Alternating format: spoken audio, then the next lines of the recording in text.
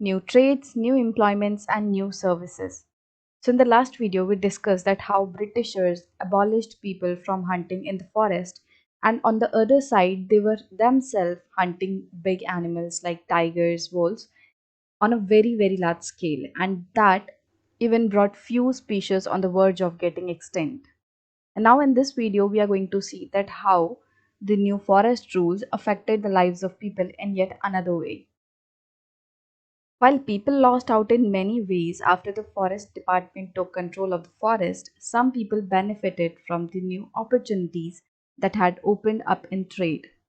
सो हमने पिछले दो सेक्शंस में बहुत ही डिटेल में ये चीज़ डिस्कस की है कि किस तरीके से जो लोग खेती कर रहे थे उनकी लाइफ पे अफेक्ट पड़ा और जो लोग हंटिंग करते थे किस तरीके से जो ब्रिटिशर्स हैं उन्होंने उन्हें हंटिंग करने से भी मना कर दिया और बहुत सारे लोगों को अपना काम काज अपने घर बार ज़मीनें छोड़कर फॉरेस्ट से बाहर जाना पड़ा, कुछ और काम करना पड़ा।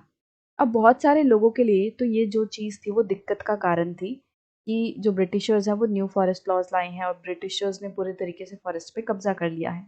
तो बहुत सारे लोगों के लिए तो ये प्रॉब्लम थी, बट बहुत सारे लोगों के लिए इस वजह से कि ब्रिटिशर्स आए हैं या ब्रिटिशर्स ने नए रूल्स लाए हैं, उसकी वजह से उन्हें कुछ नई अपॉर्चुनिटीज़ मिली, वो भी ट्रेड के एरिया में। ट्रेड मतलब खरीद बेच करना।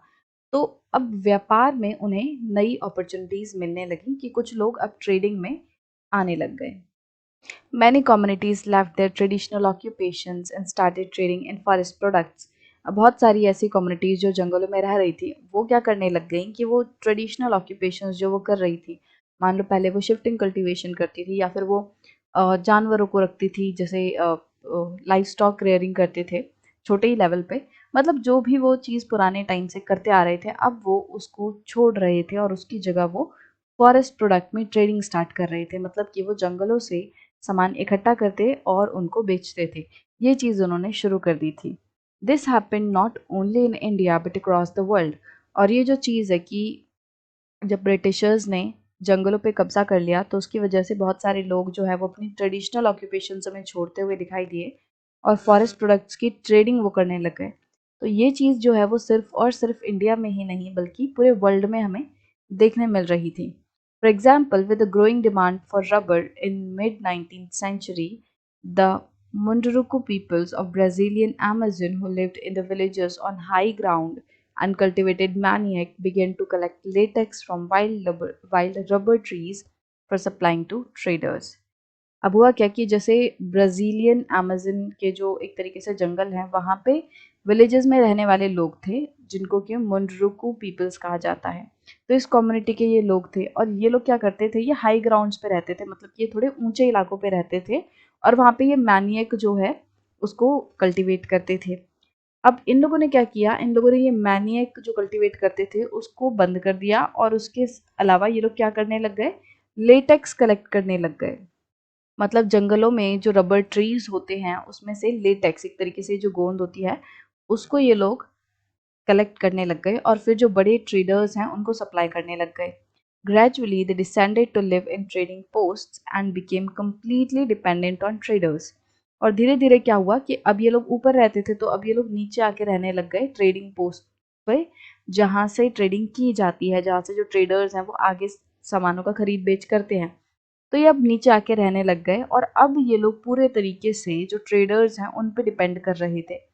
तो मतलब कि जो मुंडरुकू कम्युनिटी के पीपल थे इन्होंने अपना जो ट्रेडिशनली ये लोग कल्टीवेट करते थे मैन्योर उसे छोड़ दिया और पूरे तरीके से अब वो ट्रेडर्स पे डिपेंड कर रहे हैं। और इससे क्या होगा, इनकी लाइफ बहुत ज़्यादा वल्नरेबल हो गई है कि अगर ट्रेडर्स इनको कुछ भी करने कहेंगे तो इन्हें करना पड़ेगा। अगर ट्रेडर्स इन्हें कम पैसा देंगे तो अब उन्हें वो कम पैसे एक्सेप्ट करने पड़ेंगे क्योंकि उनके पास अब और कोई ऑप्शन नहीं है। तो लोगों की लाइफ, वैसे तो लोगों को अपॉर्चुनिटीज़ मिल रही थी नई ट्रेडिंग वगैरह में, बट लाइफ कहीं ना कहीं बहुत बेटर बहुत लोगों की नहीं हुई थी। In India the trade in forest product was not new. अब अगर हम इंडिया की बात करें तो इंडिया में ऑलरेडी लोग जो है वो फॉरेस्ट प्रोडक्ट्स में ट्रेड करते थे, कि ऐसा इंडिया में नया नहीं था कि जो फॉरेस्ट में रहने वाले लोग हैं वो फॉरेस्ट से कुछ कलेक्ट करके बाहर मार्केट में भेज रहे हैं। तो ये चीज़ नई नहीं थी, लोग पहले भी करते आ रहे थे।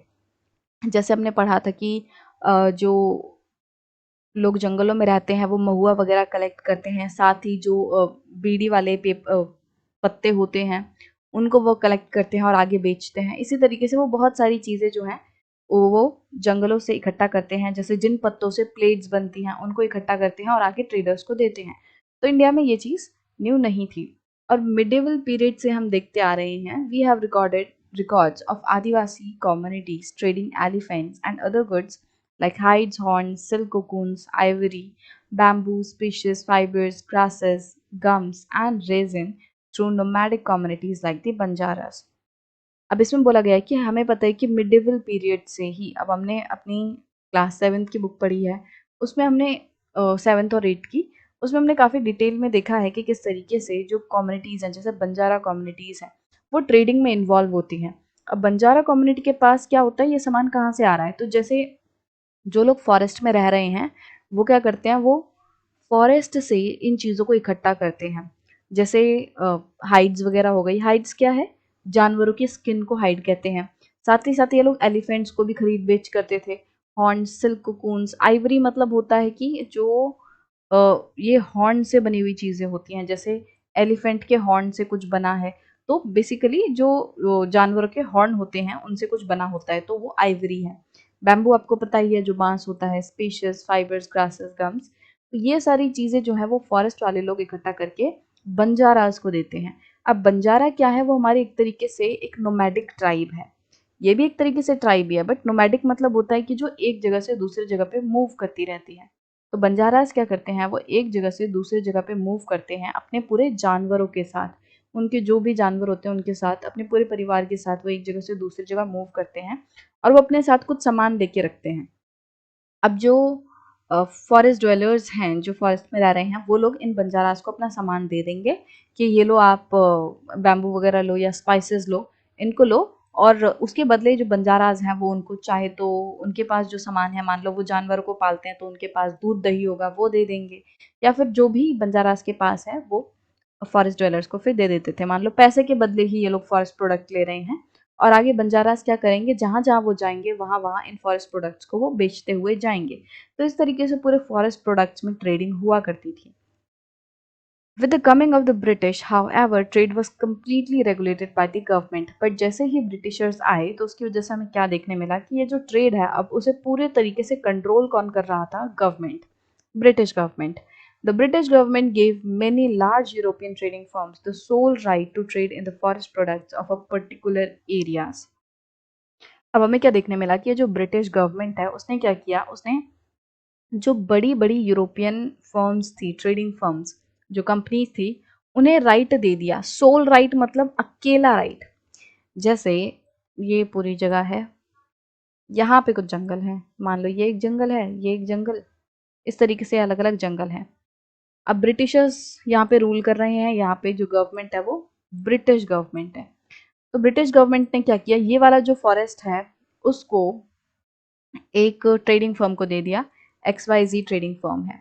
Now this XYZ trading firm has the sole rights, मतलब सिर्फ और सिर्फ ये जो कंपनी है वही इस फॉरेस्ट से प्रोडक्ट्स को खरीद बेच कर सकती है, कोई और फर्म नहीं, और ना ही कोई और tribe.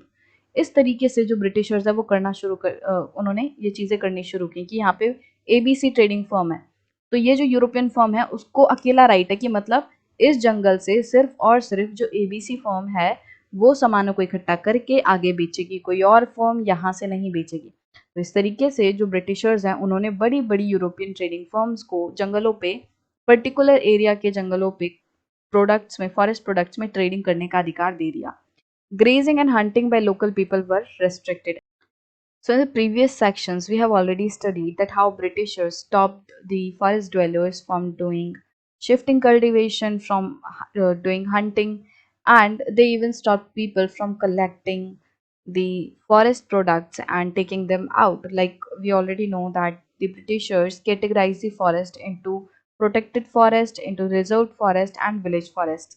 And the forest, like reserve forest, no one can enter there, no one can collect anything from those forests.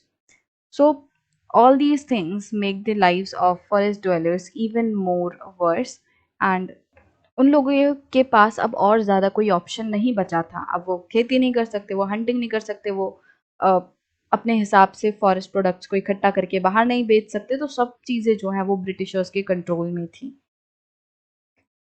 In the process, many pastoralist and nomadic communities like Kurava, Karacha, and Yerukula of Madras Presidency lost their livelihoods. और इस पूरे process में बहुत सारे ऐसे पेस्टोलिस्ट थे। पेस्टोलिस्ट मतलब जो अपने जानवरों के साथ रहते हैं, जानवरों को उनका पालन पोषण करते हैं और उनको चरवाते हैं, चरवाहे जो होते हैं। Nomadic communities, again, I have already told you what nomadic means. It means when people keep moving from one place to another from time to time, like Banjaras, they are a nomadic community. तो इस तरीके की जो nomadic communities थी मद्रास में, जैसे कुरावा, कराचा, येरुकुला, ये जो कुछ communities थी मद्रास प्रेसिडेंसी में, तो आज हम जिसे स्टेट बोलते हैं, ब्रिटिशर्स के टाइम पे इन स्टेट्स को प्रेसिडेंसी बोला जाता था। तो मद्रास प्रेसिडेंसी में इन तरीके के कम्युनिटीज़ ने अपनी लाइवलीहुड्स खो दी। मतलब कि जिस चीज़ पे वो टोटली डिपेंड कर रहे थे, वो अपना खाना पीना जैसे कर रहे थे, अब उन सब चीज़ों पे जो ब्रिटिशर्स हैं उन्होंने रोक लगा दी थी। Some of them begin to be called criminal tribes, और बहुत सारी ऐसी ट्राइब्स थी जिनको कि ब्रिटिशर्स क्रिमिनल ट्राइब्स बोलने लग गए थे कि ये जो ट्राइब्स हैं वो क्रिमिनल हैं, वो अपराधी हैं। इनका अपराध कुछ नहीं था, बस इनके घर से इन्हें बेदखल किया जा रहा था और ये अपने घरों को बचाना चाहते थे। बस जो भी अगर कोई ट्राइब है वो जंगलों से कुछ चुराता हुआ पाया जाता था, तो उसको जो ब्रिटिशर्स हैं वो फिर सजा देते थे। तो इस तरीके से ये लोग क्या करने लग गए, ये लोग इन ट्राइब्स को क्रिमिनल ट्राइब्स का नाम देने लग गए कि ये तो क्रिमिनल्स हैं। And were force to work instead in factories, और इन ट्राइब्स को, इन लोगों को मजबूरी में आकर फैक्ट्रीज में काम करना पड़ा। माइंस एंड प्लांटेशंस, फैक्ट्रीज के अलावा इनको माइंस में काम करने पे मजबूर किया गया अंडर गवर्नमेंट सुपरविजन। और ये जो भी काम कर रहे थे वो सुपरविजन में हो रहा था गवर्नमेंट के, कि जो सरकार है वो इन पे नजरें रखेगी, कंट्रोल करेगी। New opportunities of work did not always mean improved well being for the people. अब अभी हमने देखा कि जब जो ब्रिटिशर्स हैं उन्होंने जंगलों पे एंट्री में रोक लगा दी थी कि कोई भी पर्सन जो है जंगलों में नहीं आएगा, वहाँ पे खेती नहीं करेगा, हंटिंग नहीं करेगा, वहाँ से कोई प्रोडक्ट्स इकट्ठे नहीं करेगा। तो उसके बाद बहुत सारे लोगों को अभी हमने देखा कि न्यू अपॉर्चुनिटीज़ भी मिली। बट न्यू अपॉर्चुनिटीज़ मिलने का मतलब हमेशा ये नहीं है कि लोगों की लाइफ भी इम्प्रूव होगी। In Assam, both men and women from forest communities like Santhals and Orans from Jharkhand and Gonds from Chhattisgarh were recruited to work on tea plantations. Assam में क्या हुआ कि अलग अलग जो फॉरेस्ट कम्युनिटीज़ थी, जैसे कि झारखंड से सांथल्स एंड ओराउंस जो फॉरेस्ट कम्युनिटीज़ थी, एंड छत्तीसगढ़ से जो गोंड्स थे, इन कम्युनिटीज़ के लोगों को असम में जो टी प्लांटेशंस थी उनमें काम करने के लिए रखा गया था। Their wages were low and conditions of work very bad. अब ये जो फॉरेस्ट ड्वेलर्स थे जो टी प्लांटेशंस में काम कर रहे थे, इनकी कंडीशन बहुत ज़्यादा ख़राब थी और इनको बहुत ही लो वेजेस पे रखा जाता था कि इनको जो पैसे हैं काम करने के वो भी बहुत कम दिए जाते थे। They could not return easily to their home villages from where they had been recruited. और इन लोगों के ऊपर बहुत ज़्यादा रिस्ट्रिक्शंस लगा के रखी जाती थी। ऐसा नहीं था कि कोई भी पर्सन जो टी प्लांटेशन में काम कर रहा है वो आसानी से अपने घर वापस लौट सकता है, ऐसा नहीं था। अगर कोई पर्सन जो है वापस लौटने की कोशिश भी करता था तो उसको पकड़ के उसको सज़ा दी जाती थी। तो लोगों की लाइफ बहुत ज़्यादा रिस्ट्रिक्टेड हो चुकी थी। जैसा ब्रिटिशर्स चाहते थे वैसा वो लोगों के साथ बिहेव कर रहे थे। उनको अपने हिसाब से रख रहे थे। लोग अपने घर वापस नहीं जा सकते थे। अब किसी को तुमने मान लो रिक्रूट किया तो जॉब पे ही तो रखा है। अब उसकी मर्ज़ी है वो कुछ टाइम रहे और अगर जाना चाहे तो उसकी ये फ्रीडम होना चाहिए, अगर वो काम छोड़ के जाना चाहता है। मान लो आपने 1-2 साल का बॉन्ड करा लिया कि आप 1 साल तक यहाँ पे कंपल्सरी काम करोगे, ठीक है। बट उसके बाद तो उसके ऊपर उसको ये फ्रीडम होना चाहिए कि वो वहाँ से जाना चाहे। बट ऐसा कुछ भी ब्रिटिशर्स ने नहीं किया, मतलब कि लोगों को एकदम बाँध के रखा। अपने हिसाब से वो लोगों को यूज़ कर रहे थे, उनको टॉर्चर कर रहे थे, उनको परेशान कर रहे थे। और इस पूरे प्रोसेस में हमने देखा कि जो ब्रिटिशर्स हैं उन्होंने फॉरेस्ट ड्वेलर्स के ऊपर काफ़ी अत्याचार किया है।